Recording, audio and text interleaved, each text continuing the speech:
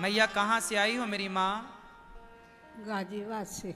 गाजियाबाद से। हाँ जी। कौन कौन है आपके घर में? 2 बेटे हैं। 2 बेटे। 2 बेटे हैं। हाँ, और 2 पोते। 2 बेटे और 2 पोता। और 2 बहू। हाँ, तो आपका और 2 पोती। 2 पोती। तो मैया 2 बेटे हैं, 2 पोता हैं, फिर भी आपको वृद्धाश्रम आना पड़ा आज, क्यों? बहुए घर से निकालती हैं क्योंकि मेरे पे अब काम नहीं होता। पहले बच्चों को पाला, फिर उनके बच्चों को पाला, उनके बच्चे जवान हो गए, पोता पोती बड़े वाले के।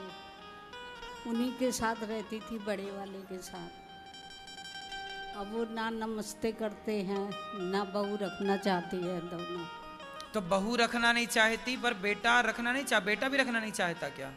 नहीं, बेटा बहू के कहने से चलता है। अच्छा, बेटा बहू के कहने से चलता है। हाँ जी। बहुएं आजकल बेटों को, पति को इस तरह से चलाती हैं कि हमें तो रखो, माँ को मत रखना। पर ऐसी बहुओं को मैं कह दूं कि आज तुमने अपनी सास को घर से निकाला, कल तुम भी तो सास बनोगी। जब तुम आज 2024 की बहू ऐसी हो, तो तुम्हारी बहू तो 2050 तक आएगी, 30 तक आएगी। वो कितनी एडवांस होगी? तुम्हें क्या वो रखेगी? ये जो आप कर रहे हैं, ये आप अपने लिए कर रहे हैं। इसलिए बहू को ऐसा नहीं करना चाहिए। यदि बेटा अपनी मां को घर से निकालेगा तो बेटा नरक जाएगा। उस बेटे के हाथ से पितर कभी पानी नहीं लेते जो अपने माँ बाप को घर से निकाल देते हैं। ऐसा बेटा, पितर रूठ जाते हैं कि तूने अपनी माँ को घर से निकाल दिया।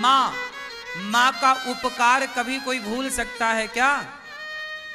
जो औलाद माँ की नहीं हो सकी, वो औलाद भला किसकी होगी?